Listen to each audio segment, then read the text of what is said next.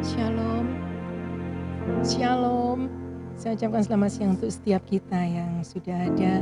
Kita bersyukur untuk kebaikan Tuhan, dan kalau tadi pagi juga sudah dibahas, kita mengukur kebaikan Tuhan jangan hanya karena jasmani atau makan minum kita, tapi kita bersyukur untuk setiap waktu yang masih Tuhan percayakan.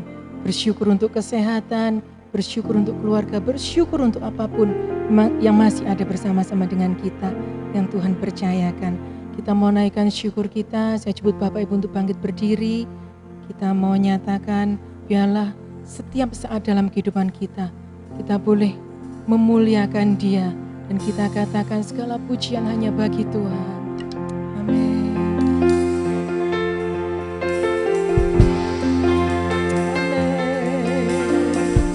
Kami mau memuji Engkau ya Tuhan. Kami mau meninggikan nama-Mu ya Bapa.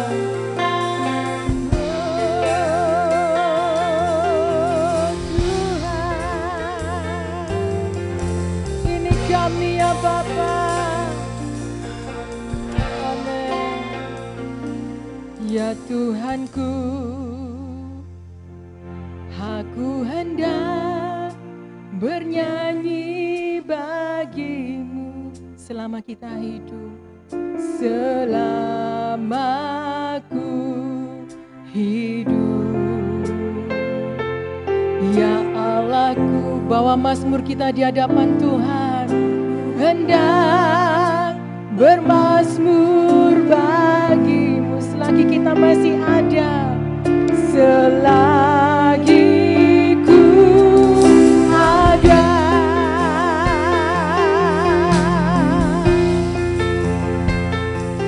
Ya Tuhanku, aku hendak bernyanyi bagi-Mu. Gunakan waktu ini untuk bersyukur kepada Tuhan, karena Dia baik buat kita. Amin. Ya Allahku, aku hendak bermazmur bagi-Mu selagi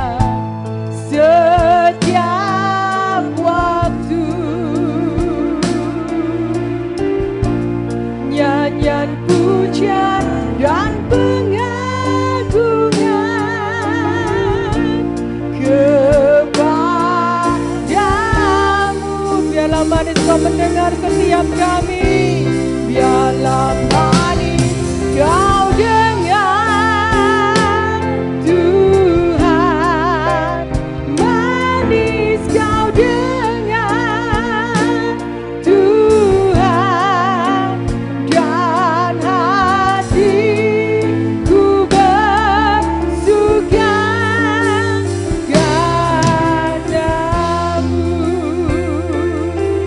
Dengan segenap hati kita nyatakan kepada Tuhan, ya Tuhanku, aku hendak bernyanyi bagi-Mu selagi masih ada waktu dalam hidup kita. Kita gunakan untuk memuji Dia. Amin. Ya Allahku, aku hendak bermazmur bagi-Mu selagi kami masih ada dan hidup di dunia ini Bapa.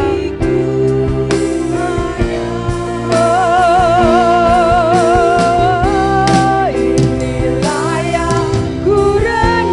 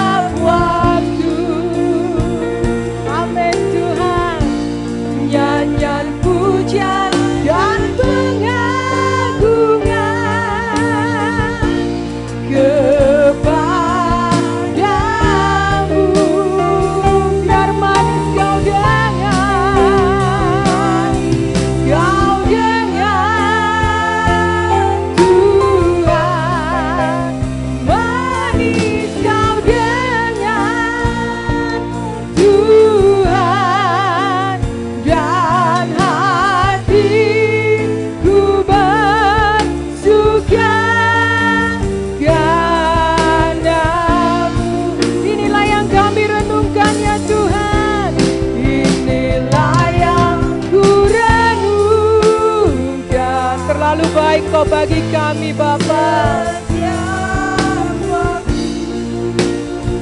Oh ya Tuhan, nyanyian pujian dan pengagungan kepadamu.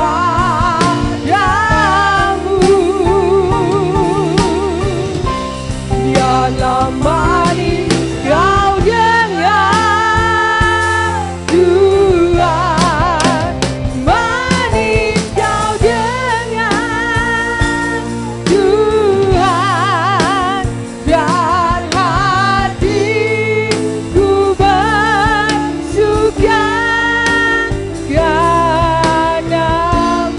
Dengan senang hati katakan, ini kami ya Tuhan, inilah yang ku renungkan. Ini yang kami renungkan ya Bapa, betapa Engkau baik buat kami, terlalu baik. Nyanyian pujian dan pengagungan kepadamu. Amin. Biarlah manis Kau dengar Tuhan, manis Kau dengar Tuhan, dan hatiku bersuka, dan hati kami, dan hatiku biar hati kami bersuka ya Tuhan, hatiku bersuka kepadamu. Oh, terima kasih Tuhan, terima kasih ya Bapa. Ini syukur kami Tuhan. Haleluya, haleluya. Biar manis Kau dengar ya Bapa penyembahan kami di hadapan-Mu. Oh, haleluya, haleluya. Glory bagi Engkau Tuhan, sembah Engkau, kami sembah, kami puji Engkau Tuhan, Allah yang dahsyat, Allah yang ajaib. Oh, Nada, haleluya. Terima kasih ya Tuhan, glory,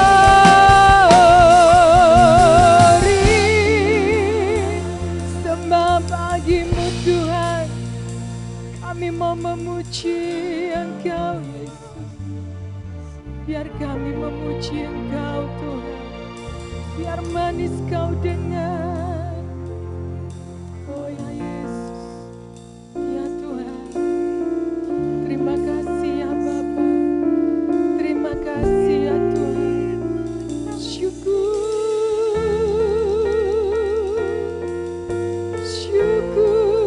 Tuhan.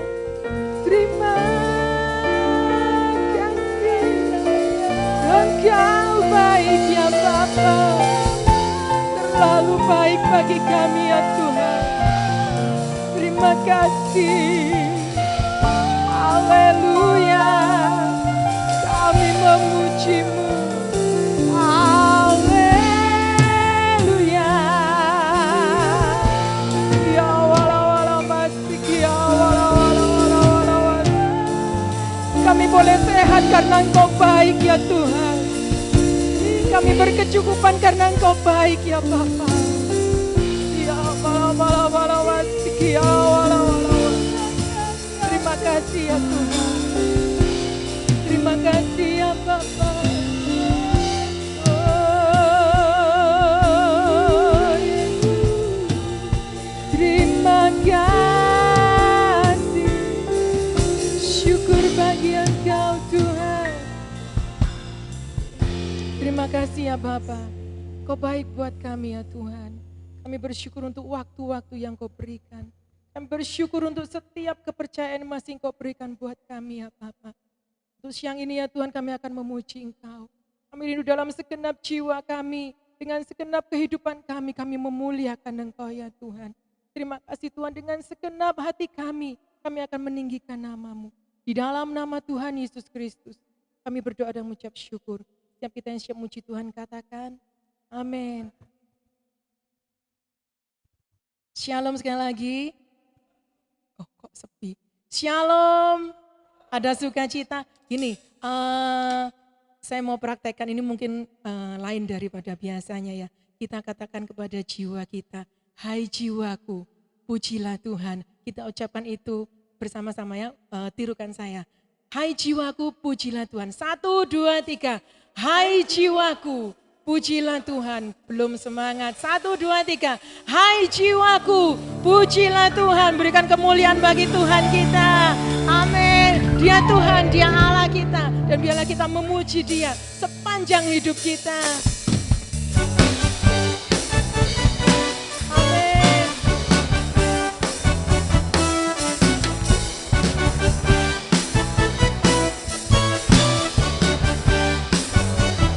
Ya Tuhan, Engkau Allahku, aku mencari wajah-Mu. Jiwaku haus kepadamu, rindukan-Mu. Amin. Setiap kita rindu Tuhan, ku pandang tempat kudus-Mu, sambil melihat kemuliaan-Mu. Sebab kasih setia-Mu lebih baik dari hidup. Sekali lagi dengan sungguh katakan, ya Tuhan, Engkau Allahku, aku mencari wajah-Mu. Jiwaku haus kepadamu, rindukan-Mu. Ku pandang tempat kudus-Mu, sambil melihat kemuliaan-Mu. Sebab kasih setia-Mu lebih baik dari hidup. Biar kita memuji, ku memuji Tuhan seumur hidupku. Naikkan tangan di hadapan Dia. Tanganku demi nama-Mu. Sungguh Kau telah menjadi penolongku, di bawah naungan sayap-Mu. Jiwaku melekat kepadamu. Amin. Biar jiwa kita terus melekat. Ya Tuhan, Engkau Allahku, aku mencari wajah-Mu. Jiwaku haus kepadamu, rindukan-Mu. Ku pandang tempat kudus-Mu, sambil melihat kemuliaan-Mu. Sebab kasih setia Tuhan lebih baik dari hidup. Sekali lagi yang katakan, ya Tuhan, ya Tuhan, Engkau Allahku, aku mencari wajah-Mu. Jiwaku haus kepadamu, rindukan-Mu. Kita pandang Dia, ku pandang tempat kudus-Mu, sambil melihat kemuliaan-Mu. Sebab kasih setia-Mu lebih baik dari hidup. Ku memuji Engkau, ku memuji Tuhan seumur hidupku, dan menaikkan tanganku demi nama-Mu. Karena Dia yang menjadi penolong. Sungguh Kau telah menjadi penolongku, di bawah naungan sayap-Mu. Jiwaku melekat kepadamu. Kami memuji-Mu. Amin. Biarlah seumur hidup kita hanya bagi Tuhan, dan menaikkan tanganku demi nama-Mu. Amin.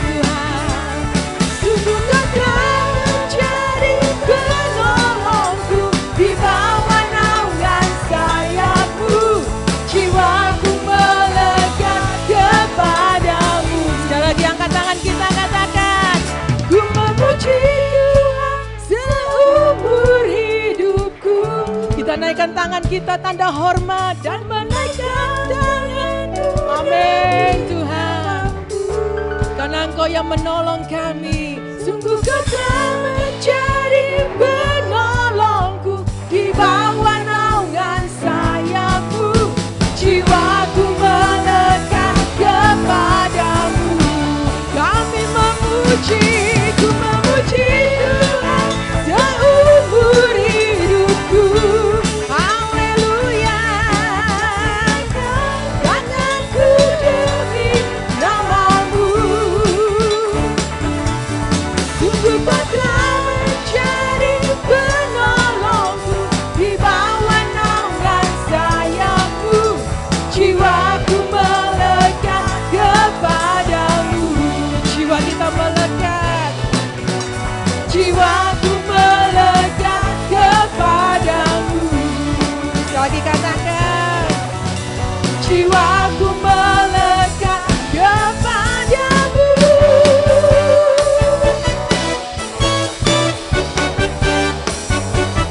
Ya Tuhan, Engkau Allahku. Amin. Berikan kemuliaan bagi Tuhan kita.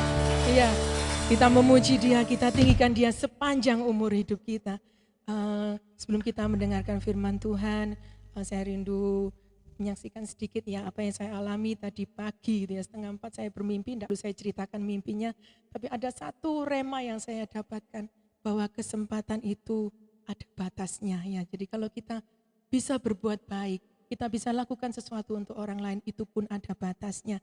Dalam artian selagi kita punya kesempatan itu, lakukan yang terbaik. Dan kita memuji Tuhan, kita punya kesempatan berada di gedung gereja ini juga. Ada waktunya mungkin tidak ada lagi, tapi kalau hari ini ada, kita gunakan itu untuk sebaik-baiknya bagi Tuhan. Amin. Kita mau dengarkan firman Tuhan, kita menyatakan bila seperti bejana, hidup kita dibentuk oleh Dia.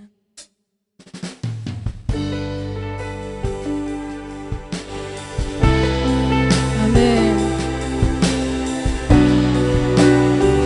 Kami mau ya Tuhan, hidup kami memuliakan Engkau.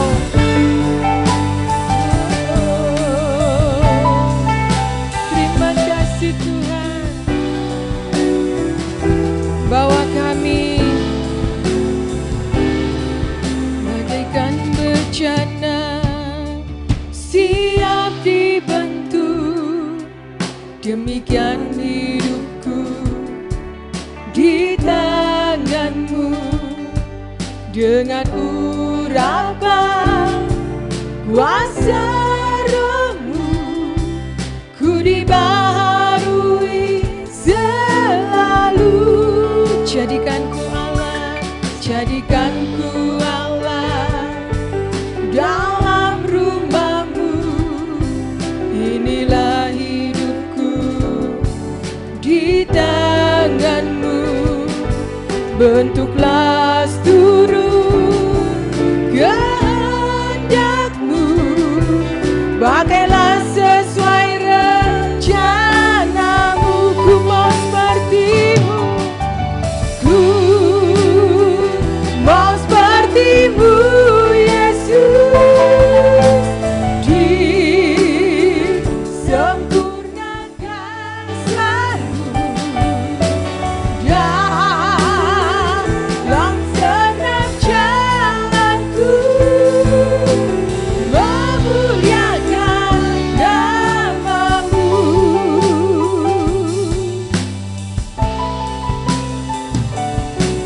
Bagaikan bejana siap dibentuk, demikian hidupku di tangan-Mu. Dengan urapan kuasa Roh-Mu, ku dibaharui selalu. Amin Tuhan. Jadikanku Allah, jadikan kami sebagai alat-Mu ya Bapa. Inilah hidupku di tangan-Mu. Bentuklah seluruh kehendak-Mu, pakailah sesuai rencana-Mu.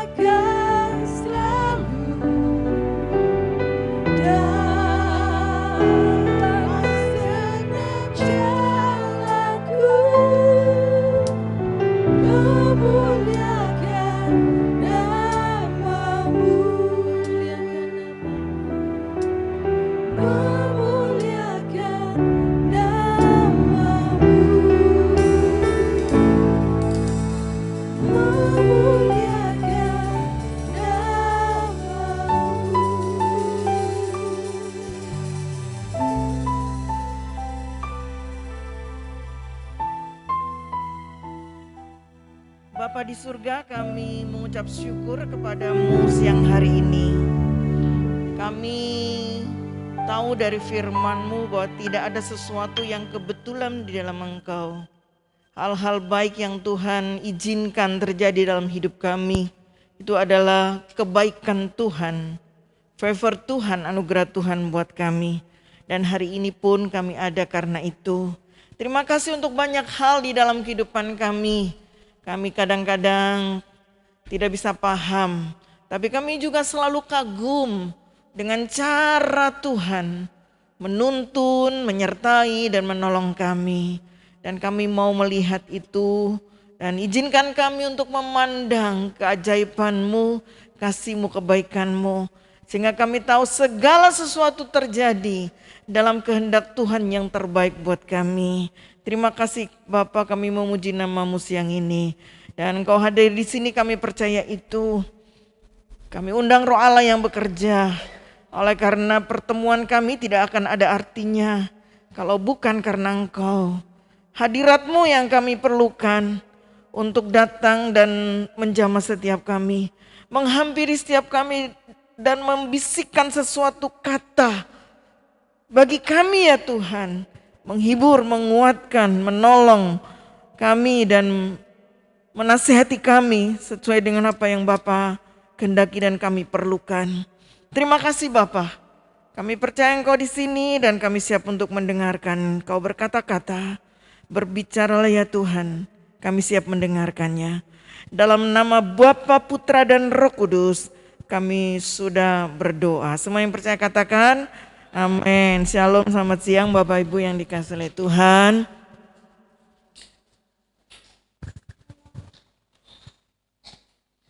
Supaya PowerPoint-nya tidak tertutup, saya agak minggir sedikit saja.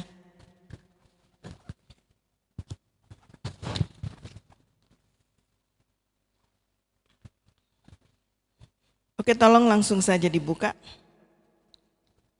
Bapak Ibu, saya mau lanjutkan khotbah saya kalau nggak salah 2 minggu yang lalu ya. Karena minggu berikutnya orang lain. Ketika cinta telah berubah ya. Oke, langsung saja bahwa saudara, gereja mengalami kemerosotan dan Tuhan itu menegur mereka kan. Khususnya jemaat di Efesus, dan ada satu penafsir berkata juga bahwa surat ini juga bukan hanya untuk Efesus, lebih bersifat umum karena surat gereja berdekatan pada waktu itu dengan jemaat di Kolose dan beberapa jemaat yang lainnya. Sehingga mereka beranggapan itu lebih bersifat umum karena dengan kedekatan itu akan saling menular. Padahal Efesus adalah gerbang untuk masuk ke seluruh wilayah di situ ya. Oke. Nah, saudara, ada 2 hal yang mereka alami. Yang pertama kemerosotan, kasih mula-mula yang hilang, itu kasih kepada Allah, kepada Tuhan yang hilang. Ya, dan yang kedua kasih persaudaraan di antara mereka itu telah lenyap. Dan itu rupanya saudara, Tuhan menganggap itu serius saudara. Tuhan menganggap itu hal yang serius. Sebab itu dia berkata, sebab itu ingatlah betapa dalamnya engkau telah jatuh. Bertobatlah dan lakukan lagi apa yang semula engkau lakukan. Jadi Tuhan bilang kamu harus bertobat dari ini gitu. Kasih yang menurun ternyata saudara. Karena memang Alkitab berkata kasihlah Tuhan dengan segenap hati, jiwa, kekuatan, pikiran begitu ya. Seluruh seantero begitu. Dan ketika itu mengalami kemunduran, kemerosotan buat Tuhan, ini bukan lagi yang the best yang diberikan. Sudah turun begitu. Nah, sehingga Tuhan bilang kalau kamu enggak bertobat, aku akan mengambil kaki dianmu. Jadi bertobatlah, artinya Tuhan tidak hadir lagi. Kenapa? Saudara, Allah itu kan disebutkan oleh Alkitab, Allah adalah kasih kan gitu ya. Kehilangan itu, gereja kehilangan kasih sama berarti enggak ada Allah gitu. Karena dalam surat Yohanes dikatakan bahwa Kalau nggak ada kasih ya sudah, berarti nggak ada Allah.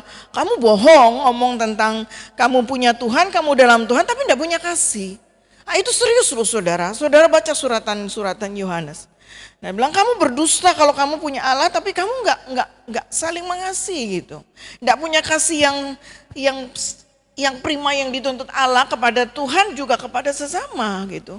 Tanpa kasih berarti juga nggak ada Allah, nggak ada Roh Kudus, berarti juga tidak ada kehadiran Tuhan.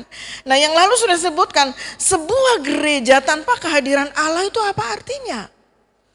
Tidak beda dengan pertemuan-pertemuan yang lain kan, organisasi-organisasi yang umum begitu. Kalau tanpa kasih gitu. Nah kalau tanpa kasih sebuah keluarga apa bedanya? Kalau tidak ada kasih Allah. Nah kasih Allah itu yang harus menjadi penggerak. Orang bilang pelor kan gitu ya. Menggerakkan untuk kehidupan gereja. Berbicara tentang gereja ini kan juga bukan gedung gereja GB Pondok Daud saudara. Secara pribadi individu saya saudara, kemudian lebih besar secara korporat gereja, keluarga, kemudian gereja secara lebih besar lagi. Oke. Saudara, kasih persaudaraan harus tetap dijaga. Tidak boleh hilang. Saya hari ini akan bahas tentang itu karena kita sudah sering tentunya berbicara tentang bagaimana mengasihi Tuhan dengan baca firman, dengan hubungan pribadi, dengan doa yang terus-terus komunikasi dengan Allah. Tapi kali ini saya akan membahas poin yang kedua, kasih persaudaraan. Kasih di antara kita yang harus dijaga dan tidak boleh hilang. Kenapa? Kenapa itu penting? Kan Tuhan bilang kok sepertinya urgen banget, harus kan gitu. Alasannya adalah kita ini satu tubuh, saudara. Satu tubuh. Dikatakan ini, demikian juga kita, walaupun banyak, adalah satu tubuh di dalam Kristus. Kita walaupun banyak, satu tubuh di dalam Kristus. Kita sudah gambarkan, bayangkan kepalanya Tuhan Kristus dan ini tubuhnya, kita semua ini tubuhnya. Kalau ada gambar tubuh Yesus lalu ada kepala saudara lah di situ, wajah-wajah saudara di situ. Nah, tetapi kita masing-masing adalah anggota yang seorang terhadap yang lain. Saudara, jemaat sebagai satu kesatuan tubuh. Pada waktu itu dalam konteks perjanjian baru, yang dikatakan di sini oleh Paulus itu mereka kan bagaimana menyatukan antara orang Yahudi dan orang non-Yahudi, saudara. Karena gereja baru berkembang, kemudian banyak orang Yahudi yang percaya, sambil mereka masih sebagian terikat dengan keyahudiannya, lalu ada orang-orang baru yang terima Yesus adalah orang-orang Yunani kan gitu. Jadi suku bangsa yang berbeda, saudara. Tapi mereka berusaha mengkotak-kotak itu, gitu, membedakan. Nah, Paulus menekankan bahwa kita walaupun banyak itu cuma satu tubuh, satu, saudara. Sebelum kita meneruskan ini, begini saudara, gereja secara individu kita mau bertanggung jawab kepada Tuhan kan, tapi sebenarnya secara korporat bersama-sama kita sebagai satu tubuh Kristus itu terikat anggota yang seorang terhadap yang lain. Kita terikat dengan Bapa Kristus sebagai kepala dan kita anggota tubuhnya satu. Kita ini satu berarti badannya, saudara. Saudara ada yang jadi tangan, ada yang jadi kaki, ada yang jadi mata, ada yang jadi kan begitu kan. Ada yang jadi jari kah tangan, ada yang jadi apa? Kuku. Saudara itu terhubung loh. Walaupun kuku ini jauh, itu dekat sekali dengan jantung atau dengan apa saraf yang bisa berteriak perasa gitu. Coba aja kuku saudara cantengan itu. Meriangnya kemana? Ke seluruh badan. Kita akan lihat sebuah video sebenarnya. Ini video, tutup dulu videonya. Saudara lihat, ini raja hutan itu singa ya. Saudara perhatikan ada satu singa yang yang hebat mestinya. Mungkin paling tua kali. Itu namanya juga raja hutan itu singa. Jadi pemimpinnya kan gitu saudara.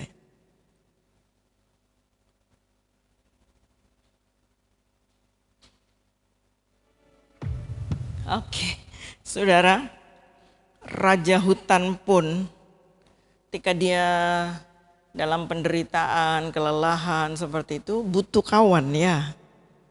Butuh kawan. Dan saudara lihat bagaimana dia ketika ketemu itu dia goser-goserkan badannya, dia merasa senang ada kekuatan dari temannya. Itu singa loh saudara. Binatang aja seperti itu gitu. Dan sepertinya mungkin makhluk diciptakan Tuhan seperti begitu ya. Apatah lagi kita manusia kan gitu ya.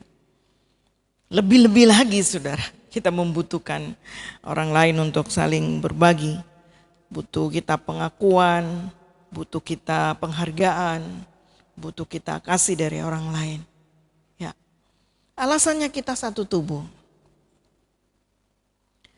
Dalam contoh dalam Alkitab Perjanjian Lama, kalau saudara baca kitab Hakim-Hakim, itu pembagian wilayah mulai dari setelah Yosua ya. Yang memimpin setelah Musa kan dibagi kepada Yosua, lalu mereka membagi wilayah. Dan Tuhan bilang ini akan jadi milikmu, lalu dibagi undi, ini daerahnya untuk ini. Tapi mereka kan tidak langsung terima tempat itu bersih seperti itu. Jadi mereka harus memerangi orang di dalamnya, begitu saudara. Dan Tuhan berikan pesan-pesan nanti ya, ini harus dimusnahkan, ini tidak boleh, ini tidak boleh. Kasih peraturan-peraturan. Nah, memang ada bangsa-bangsa yang ditinggal, dikatakan begitu. Nah, kamu wanita baca sampai di Hakim-Hakim sekarang ya. Ada yang ditinggal itu, Tuhan bilang itu biarkan untuk menguji kamu gitu. Dan untuk anak-anakmu yang tidak pernah berperang hari ini besok akan belajar berperang melawan mereka. Nah, yang saya mau katakan saudara, ada satu kisah. Israel itu sudah perang melawan salah satu suku yang cukup besar. Ingat itu sebelum itu kan mereka masuk dengan Gideon itu hanya dengan berapa pasukan ya. Tidak boleh banyak-banyak Tuhan bilang karena peperangan itu Tuhan yang punya gitu. Masuk pertama ke Yeriko tuh dengan pasukan berapa? Gideon bawa 10.000, Tuhan bilang kakean. Pertamanya kebanyakan itu. Saya tanya siapa yang takut pulang? Pulang silakan pulang. Yang takut pulang. Tuhan bilang banyakan. Kan gitu. Bagaimana caranya? Suruh mereka minum di sungai. Ada yang langsung wajahnya dimasukkan di sungai, dikokop begitu mau ngelak gitu saudara. Tapi ada yang dengan sopan, Tuhan itu pakai santun loh saudara. Diambil air ditaruh dimasukkan di mulutnya begini ya. Saya bilang, itu 300 orang, nah dengan orang-orang itu yang kamu boleh berperang. Dan kalau saudara lihat, benar Tuhan berperang lawan mereka karena mereka tidak perang. Begitu bunyi sangkakala dibunyikan tuh, mereka berantem satu dengan yang lain. Lalu orang Israel datang ngejar ngambil ini. Nah, ketika perang lagi tiba-tiba loh, kok kalau dia bilang, kebanyakan itu enggak usah, ini pasukannya lebih sedikit, kapan itu kita menang kok. Gideon bilang begitu. Kalah mereka. Mati berapa begitu, saya lupa. Nah, kenapa? Disedik-sedik, ada yang gak beres ini. Gitu. Ada yang bikin kesalahan. Dicari. Mereka zaman dulu tuh pakai undi ya saudara. Pakai mungkin kertas, dilempar begitu. Sekarang juga masih orang-orang pakai juga seperti itu. Akhirnya muncul, suku ini, ternyata ada satu orang namanya Akan. Gila jubah bagus-bagus di Eman, saudara. Wow, mau dimusnahkan Eman ini, diambil lah dengan perak-perak emas. Suruh musnahkan, dibuka. Orang diambil, disimpan di bawah, di dalam tenda katanya di bawah itu. Dan ngaku dia. Karena itu gitu, karena satu orang. Kok bangsa itu ngalamin kesulitan beramai-ramai. Nah, saudara, ini yang dibahas oleh Paulus di dalam 1 Korintus, bukan 12 saudara, 1 Korintus 11 itu ya. Salah itu ketiknya. 1 Korintus 11, bisa coba Kak Leli bukakan aja dulu 1 Korintus 11. Kita baca aja sebentar.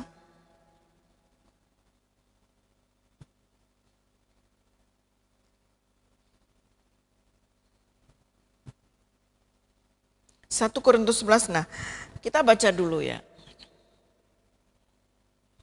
Ya, dalam peraturan-peraturan yang berikut aku tidak dapat memuji kamu sebab pertemuan-pertemuanmu tidak mendatangkan kebaikan tetapi mendatangkan keburukan. Jadi Paulus tidak memuji mereka dalam ada peraturan-peraturan yang mereka langgar di dalam pertemuan. Dia bilang karena itu tidak mendatangkan, ada persekutuan tapi tidak mendatangkan kebaikan tetapi keburukan. Terus, sebab pertama-tama aku mendengar bahwa apabila kamu berkumpul sebagai jemaat, ada perpecahan di antara kamu dan hal itu sedikit banyak aku percaya.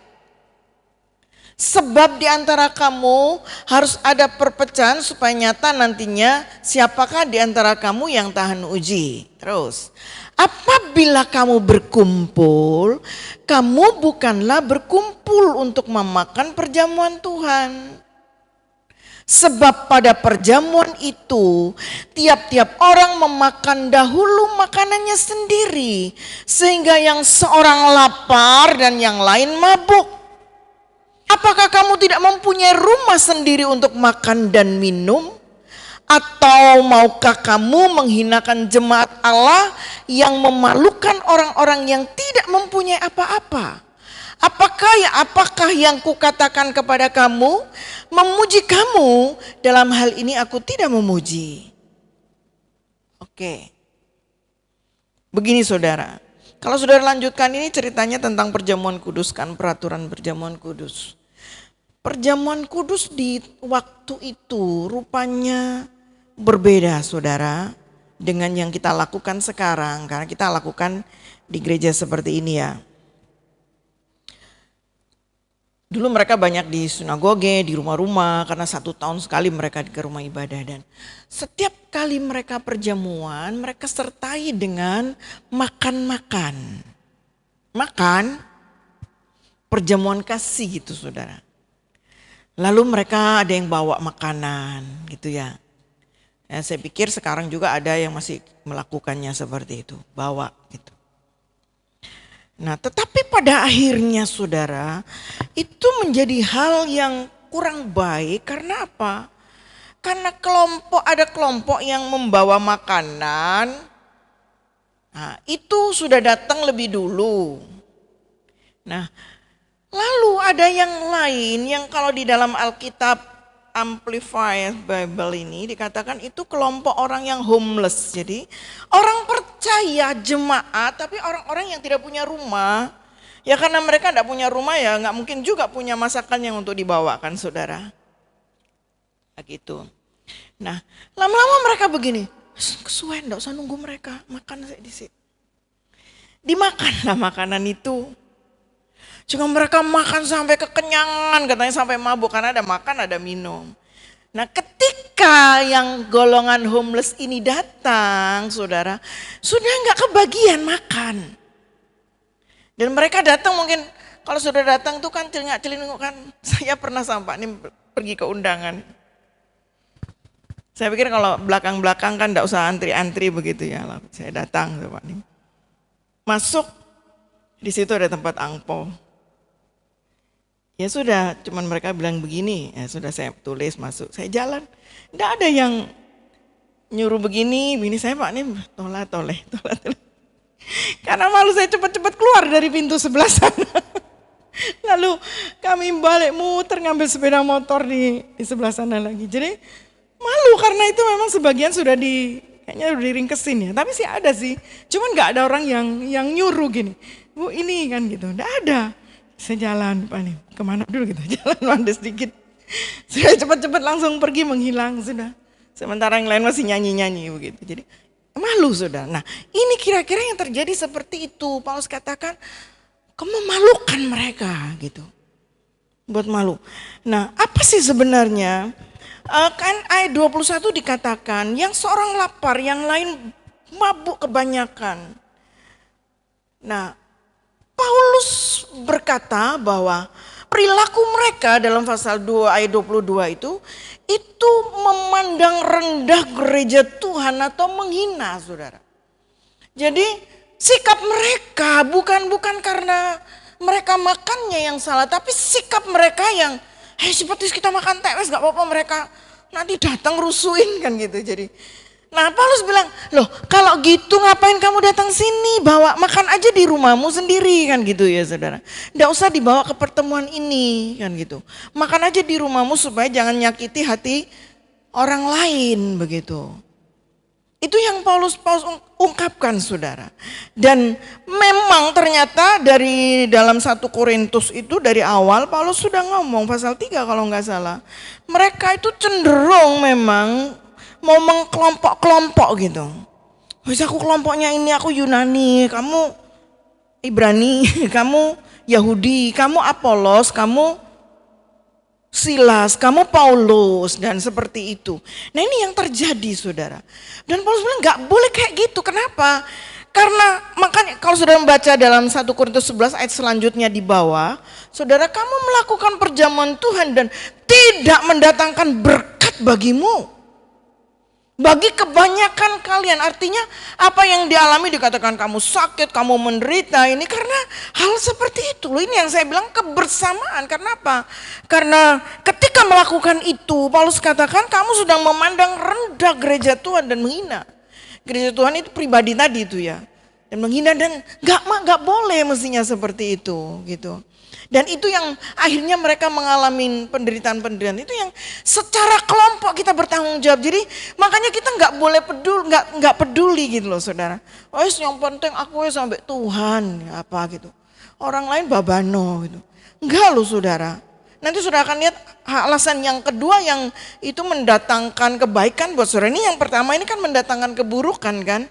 Ketika kita tidak ambil peduli misalnya. Kalau di dalam ayat sebelumnya itu apa yang dialami oleh jemaat kita mesti peduli kan begitu. Kami harus lihat mereka bagaimana. Nah kalau ada yang salah katakan di situ ya kamu tegur 4 mata. 4 mata itu one by one. Kamu dikatakan dengan dia pribadi. Nah itu di dalam apa? Korintus itu dikatakan sedemikian. Jadi kamu dengan dia pribadi. Kalau sudah dinasehatin begitu diajak ngomong pribadi nggak mau juga. Oke, kalau gitu ada saksi ya, panggilkan orang yang rohani tentunya. Tapi dasarnya itu kasih loh saudara. Bukan untuk menjatuhkan. Nah kalau kita motivasinya kasih, itu akan dampaknya baik banget. Dan Tuhan berkati gitu. Tuhan memberkati siapa? Bukan hanya saya. Tapi kumpulan besar itu satu tubuh itu. Karena dikatakan kalau satu sakit ya sakit. Kalau kuku saudara sakit, kepala saudara juga ikut cekot-cekot kan gitu. Harusnya demikian saudara. Yuk kita akan ke poin yang kedua. Jadi kita ini alasannya kita satu tubuh. Memang satu kita terikat dengan Tuhan sebagai tubuh Kristus dan kita anggotanya. Tapi kita seorang dengan yang lain. Itu adalah anggota satu dengan yang lain yang tidak bisa terpisahkan begitu. Nah, dampaknya kalau ada dibiarkan begitu, misalnya ada yang melakukan kesalahan terus dibiarkan, ya kita juga mengalami efek-efek itu. Saudara, seperti tadi di dalam hakim-hakim, tapi juga seperti di dalam jemaat Korintus. Yang kedua, karena saya nggak lama, oke.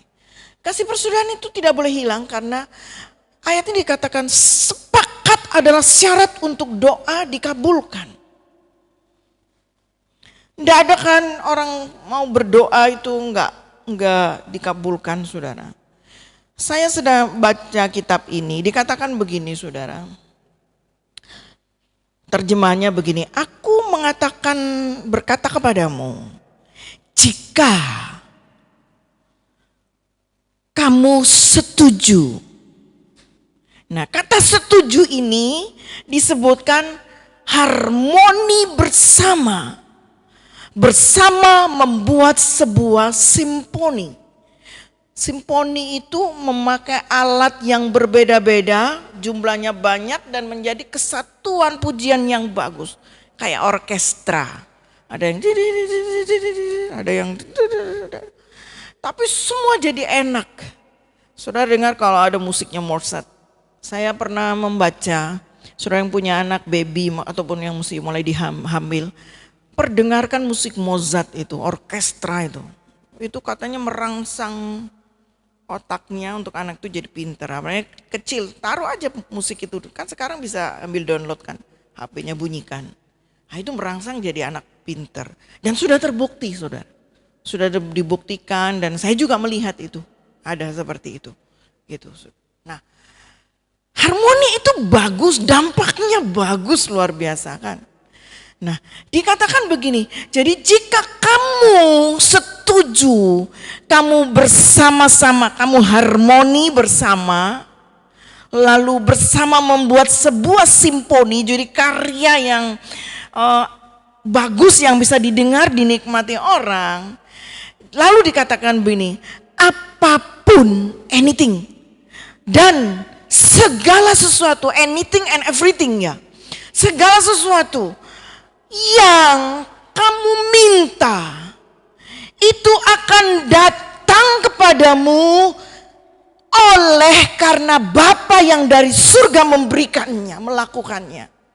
Bagus sekali kan saudara. Tapi itu terjadi kapan? Sepakat. Untuk sepakat ini bukan mudah. Saya kan sudah katakan, untuk satu paduan suara itu jadi bagus itu perlu latihan. Latihan nyanyi mau lomba aja kan orang sudah bisa berlama-lama kan berlatih. Dan ketika menjadi sebuah harmoni bagi suara 1, 2, 3. Enak sekali. Bahkan orang nyanyi tanpa musik pun itu enak banget kan bagi suara tuh. 2, 3 kalau mereka tuh membuat suara akapela. Bagus sekali. Tapi itu perlu saudara diusahakan, diupayakan gitu ya. Nah dikatakan begini, Paulus berkata di dalam 1 Korintus 3, tadi kan berbicara tentang golong-golongan. Sebab kamu masih manusia duniawi, karena kamu masih manusia duniawi. Sebab jika di antara kamu ada iri hati, perselisihan, bukankah hal itu menunjukkan bahwa kamu manusia duniawi dan bahwa kamu hidup secara manusiawi. Jadi pertemuan itu kita tubuh Kristus. Kalau di dalamnya banyak perselisihan, iri hati, katanya ini menunjukkan kita manusia duniawi. Paulus katakan ada manusia duniawi, ada manusia rohani. Dan jadi ketika kita sadar kita adalah manusia rohani, maka perselisihan, iri hati seharusnya sudah tidak ada lagi. Nah, kalau itu bisa kita usahakan saudara, Yesus berkata, Paulus berkata dalam Alkitab berkata, apapun yang kamu minta, apapun segala sesuatu yang kamu minta akan terjadi oleh karena Allah Bapa di surga melakukannya bagimu.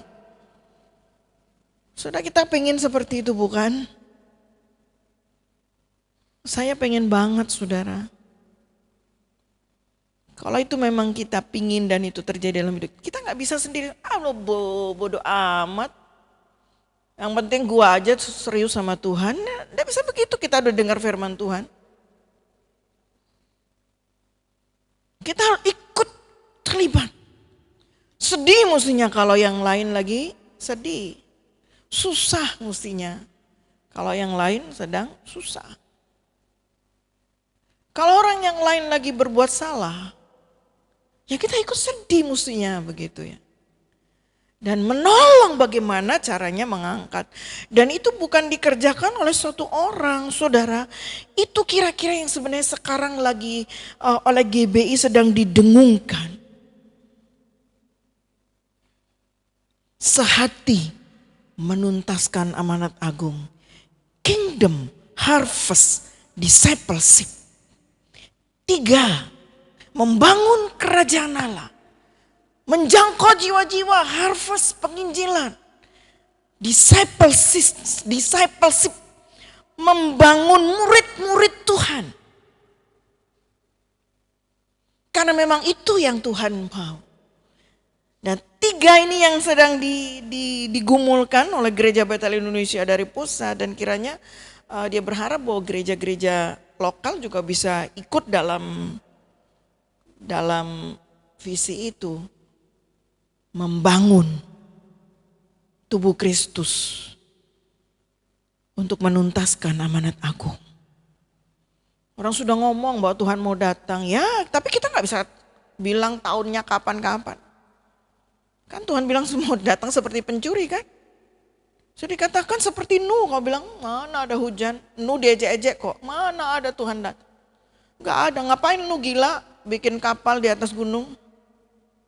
Nuh bilang bertobat, Tuhan mau datang. Halah, mimpi, Nuh kebanyakan mabok. Dan tiba-tiba datang. Nuh dan keluarganya saja yang selamat kan. Saudara,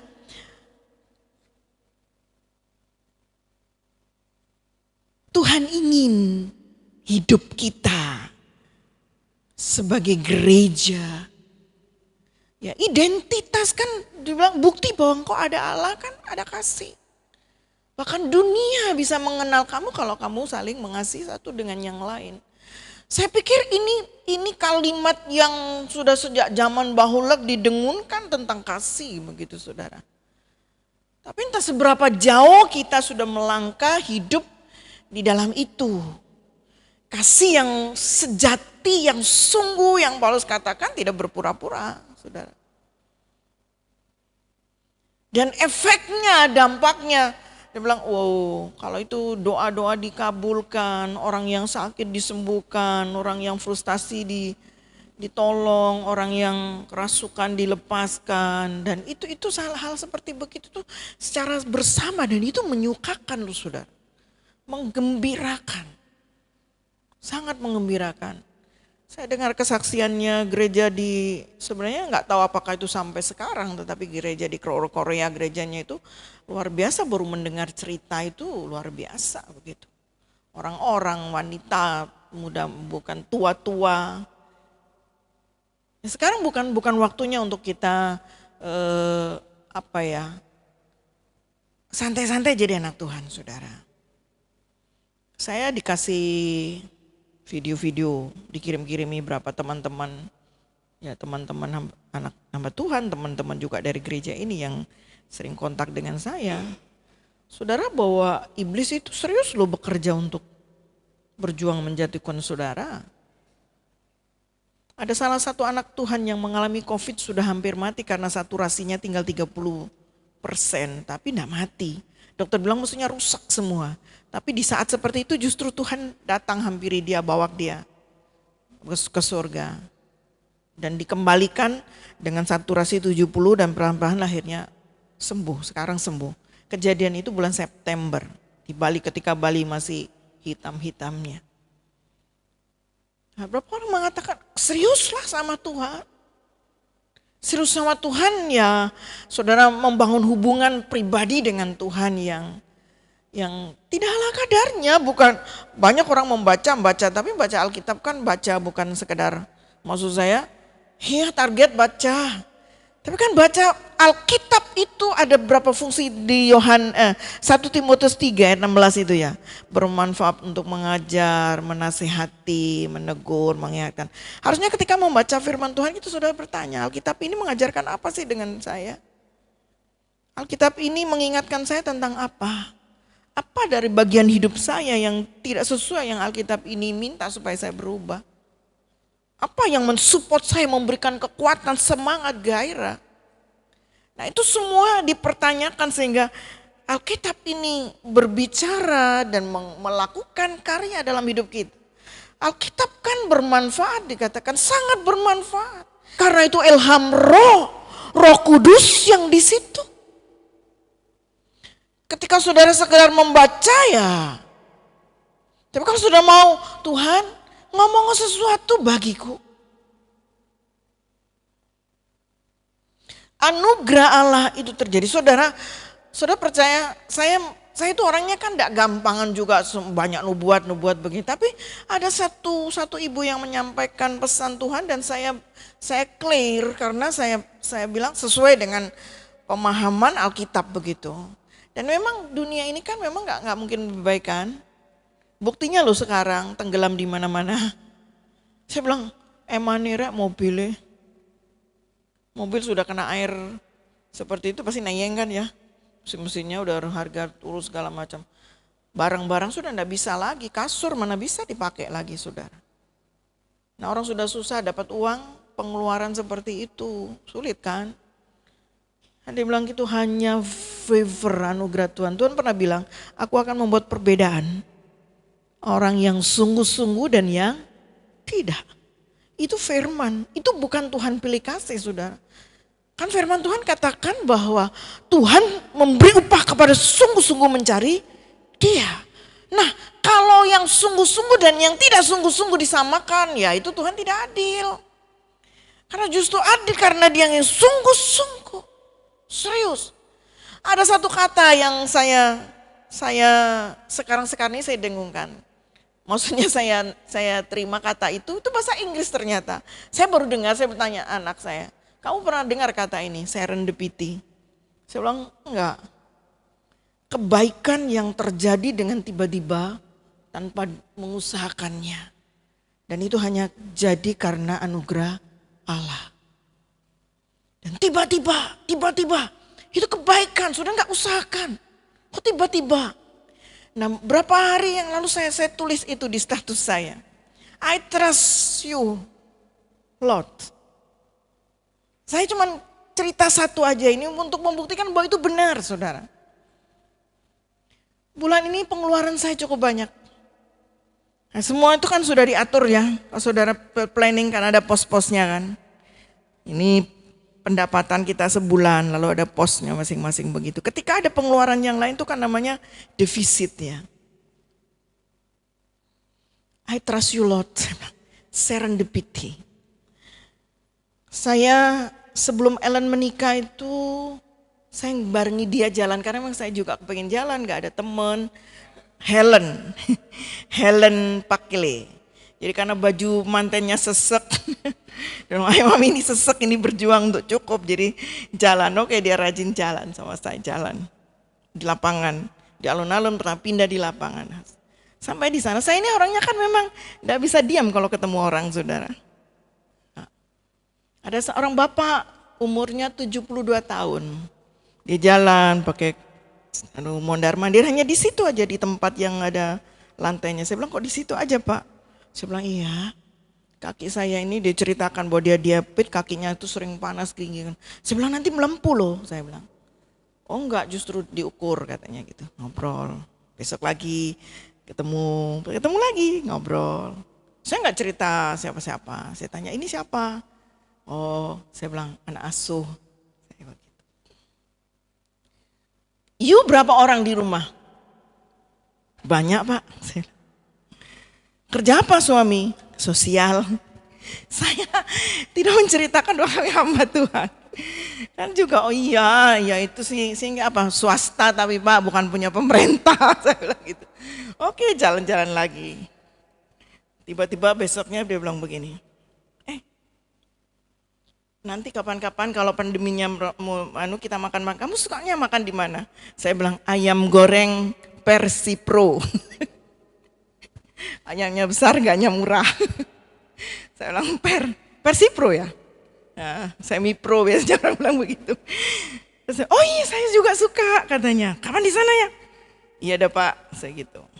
Udah. Berapa hari kemudian saya nggak ini saudara, kaki saya itu yang habis terkilir itu yang pernah retak itu mulai sakit, mungkin kebanyakan jalan itu sakit, jadi saya seminggu nggak ini. Lalu dia WA, dia minta nomor WA, saya bilang dia WA. Mulai dia kirimkan renungan, lama-lama dia cerita, saya ini orang Madura. Tapi saya mulai kenal Tuhan di Jombang, saya jemaatnya Bapak Henok Kusuma. Tapi saya tinggal di Jakarta, dinas pindah-pindah, saya punya anak, satu ada di Italia, satu di Australia, satu di Kalimantan, satu di Surabaya, dan satu di Jakarta. Dan lu Bapak di sini di mana? Tuh, di hotel, apa di Ponegoro ya. Berbulan-bulan di situ saudara. Ya sudah ngobrol gitu saja, saya mulai cerita tentang kesehatan segala macam. Pulang. Kan enggak ketemu berapa hari, bilang, "You suruh anakmu atau siapa ke sini," katanya. "Aku enggak bisa makan bersama, aku takut COVID-nya masih merajalela." Terus saya bilang, "Ini ada dana 500.000," katanya. "Ambil ya buat makan sama mereka." Saya bilang, "Oh Pak, terima kasih, enggak perlulah. Kami juga enggak marung-marung kok." Saya bilang gitu. "Kami enggak marung-marung." "Oh iya, kamu jangan kayak pendeta-pendeta yang sok-sok tiba-tiba mati." Nggak tahu saya pendeta. Saya bilang, "Ya Pak, kami jaga, kami beli makanan secukupnya bawa pulang," kan gitu ya saudara. Oke, selesai. Akhirnya saya nggak nyuruh ke sana. Saya jalan-jalan lagi ketemu. Pas saya mau datang dia mau pulang, jadi ketemu di jalan. Rupanya itu disiapkan amplop sudah dikasih kan. Saya bilang Sarah di rumah, "Oh ada aja cara Tuhan kan itu berkati udah." Nah, berapa hari yang lalu dia bilang begini, "Istri saya lagi dioperasi di Italia, saya harus ke sana ini mau enggak mau," katanya, "mau tengok dia karena anaknya di sana. Adiknya menikah dengan orang sana juga." Terus, nah karena dia bilang begitu, "Kapan Pak?" "Besok." Saya bilang, "Oke Pak, saya doakan." Pak Nim langsung bilang, "Perkenalkanlah kamu pendeta biar dia tahu bahwa doanya ada manjur kali." Jadi saya bilang, "Oh oke Pak," saya bilang, "saya dukung dalam doa. Maaf ya Pak, saya mau perkenalkan bahwa sebenarnya saya ini hamba Tuhan. Saya melayani nemanin suami. Waktu itu saya memang tidak membuka karena supaya kontak kita bisa lancar. Kadang orang kalau langsung bilang pendeta, langsung udah pendeta kan gitu. Nah, jadi saya hindari itu. Oh oke, gitu no problem. Berangkat. Dia ngurus tiket, di foto. Kayaknya memang orang tua kan butuh teman ya saudara, anak-anaknya ribut. Jadi saya ladeni, dia kirim renungan. Dan renungannya kadang-kadang bagus karena dari Bali juga dari mana. Ya kalau di Surabaya dia ibadah di FGF tempatnya Pastor Filipus itu. Nah, singkat dia sudah sampai di sana. Tiba-tiba dia bilang begini, "Tolong kirim nomor rekening." Saya bilang, serendipity. Saya ngerti serendipity. I trust you Lord. Saya bilang gitu. Saudara benar loh. Apa yang saya bilang yang tadi dana-dana yang harus saya keluarkan dengan ini, itu diganti gitu.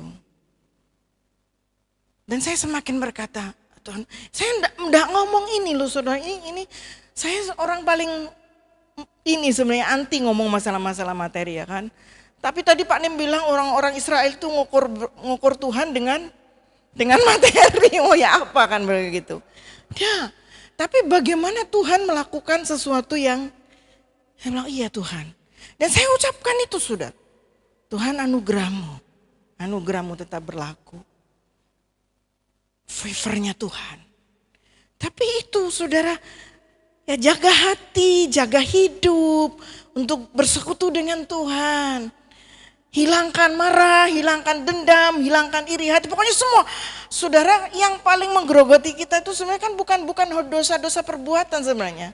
Dosa-dosa karakter kan, itu yang paling banyak ditulis dalam Alkitab kan.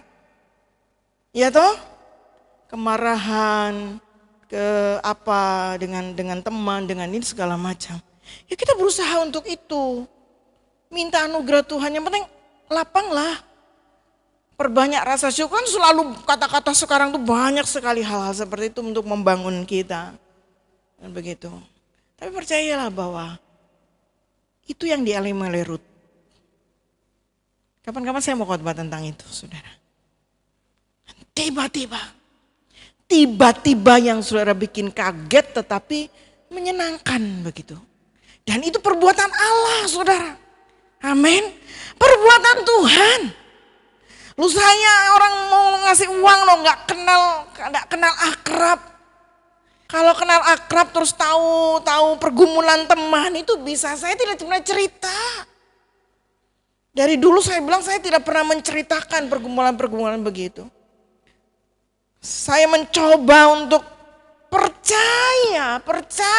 mempercayai Dia sebagai Tuhan. Tuhan yang berdaulat. Dan Dia berkata apapun segala sesuatu. Tuhan mendatangkan kebaikan bagi kita yang mengasihi Dia. Amin. Jangan biarkan kasih itu berubah. Kasih Tuhan dengan sungguh-sungguh. Kasih satu dengan yang lain seperti engkau mengasihi dirimu sendiri. Tuhan memberkati.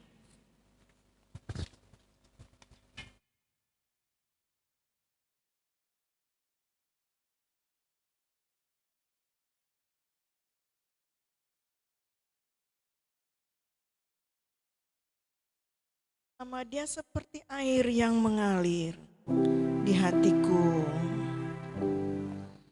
Dia seperti air yang mengalir di hatiku. Bapak Ibu kita berdiri bersama. Yuk kita kontak sama Tuhan. Seperti air yang mengalir saat ini. Sediakan hati untuk Tuhan. Dia menjamah hatiku, juga menjamah hatimu. Dia seperti air yang mengalir. Dia seperti air yang mengalir. Seperti air yang mengalir. Minta Tuhan segarkan hatimu dengan cintanya, dengan kasih-Nya. Kasih yang tidak pernah berbatas. Seperti air yang mengalir saat ini. I love you, Lord. Dia menjamah hatiku, juga menjamah hatimu. Dia seperti air yang mengalir. Oh Yesus, oh Yesus, ya Yesus, jamalah dengan kuasa roh-Mu. Oh Yesus,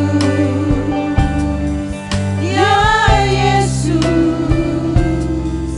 jamalah dengan kuasa Roh Kudus. Oh Yesus, oh Yesus, ya Yesus, jamalah dengan kuasa kasih-Mu. Oh Yesus, kami butuh Engkau Tuhan. Roh Kudus akan memampukan kami untuk lebih mengasihi-Mu dan mengasihi sama. Kita nyanyikan dari awal, Dia seperti air yang mengalir. Mimbar saya selanjutnya saya serahkan kepada Bapak Gembala. Di hatiku, Dia seperti air yang mengalir saat ini.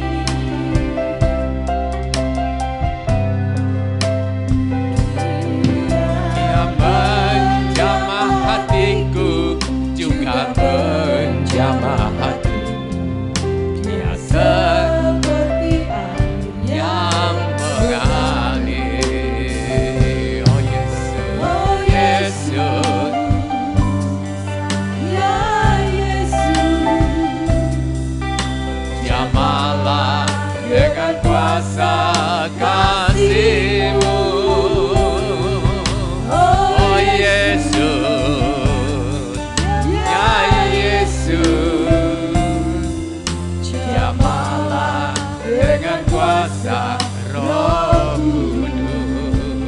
lagi katakan, oh Yesus. Oh Yesus,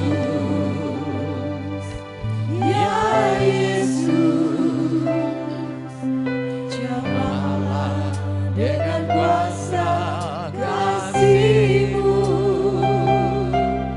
Oh Yesus, ya Yesus, jamahlah dengan kuasa Roh Kudus. Bapak Ibu, sebelum kita berdoa, ini beberapa bulan ini kami memang juga agak disibukkan dengan kawan-kawan yang mengalami penderitaan. Suatu saat kami ada komunitas kampung di kampung saya. Ada kawan kami itu kebakaran rumah, 3 keluarga di Berau, Kalimantan Utara. Lalu tersebar ratusan tuh teman-teman dari Papua sampai ke Jakarta. Diberitakan itu, turut berduka atas musibah terjadi. Saya kasih usul, turut sepenanggungan itu, ini bukan orang mati, ini masih hidup mereka, butuh pertolongan. Yuk kita empati. Saya ada teman di Kalimantan satu, yuk kita isi dulu. Maksud saya supaya mereka ikut. Cuma 14 orang yang ikut. Lalu kumpul dana itu cuma 6 jutaan. Ributlah mereka itu. Katanya Pak Nim di Probolinggo itu katanya 14 juta masuk. Saya bilang bukan 14 juta, 14 orang yang ngasih. Kasihan yang transfer itu jadi sasaran. Itu selesai. Lalu ada teman istri saya sekolah di Batu dulu. Jadi gembala sidang di Sulawesi Barat. Mamuju. Gerejanya rata, ada di foto. Saya lagi belajar, dia bilang, boleh gak kita bantu? Aku tanya, kita punya uang gak? Ada sih, tapi untuk keperluan kita. Saya bilang, kasih. Mau kasih berapa? Ya gini. Saya bilang, kalau kamu tahan itu, tidak mungkin kita dan dadak kaya. Kalau kita kasih itu, nggak mungkin kita tiba-tiba miskin. Kasih. Nah, berapa hari kemudian, ada temannya, misionaris di Guinea-Bissau, pulang ke kampung. Kena COVID. Sudah di ICU. Tersebar begini. Temannya bilang, aduh, kayak apa ini mati?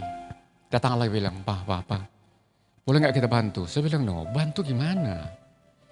Mau berapa? Ada uang sekian. Saya bilang itu kalau beli beras begitu, sekian orang tertolong. Lalu dia bilang, ini kan masalah jiwa. Oke, lepaskan. Saya pikir, ini masih ada belanja enggak? Nah, kemudian berapa hari lagi, muncul lagi ada foto di JDS. Itu Probolinggo, kabupaten dan kota. Saya lihat kok gak ada yang nolong ya. Tergerak hati. Saya belum ngomong sama dia. Saya tanya kepada koordinator. Kalau kita empati, dikirim ke mana? Muncul, kirim ke rekening ini. Saya bilang sama istri, Ma, ada berkat enggak? Ada, tapi ini uang untuk ke pusat. Saya bilang, batalkan ke pusat. Kawan-kawan kita di sini butuh hidup, tolong dulu. Kirim lagi tuh, itu bukan uang belanja kami. Itu uangnya organisasi. Kami lepaskan itu. Dan ada beberapa lagi, harus keluarkan itu.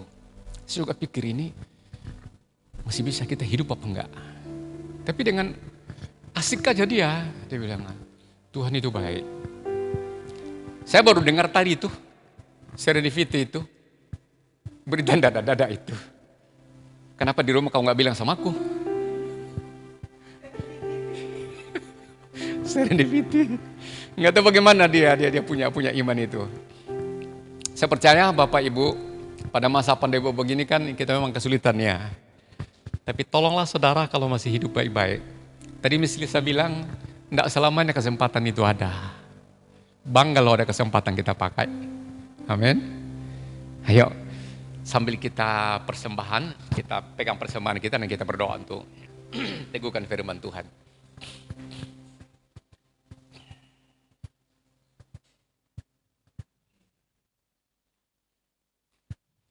Bapak Ibu, kita lepaskan persembahan, kita punya prinsip begini ya.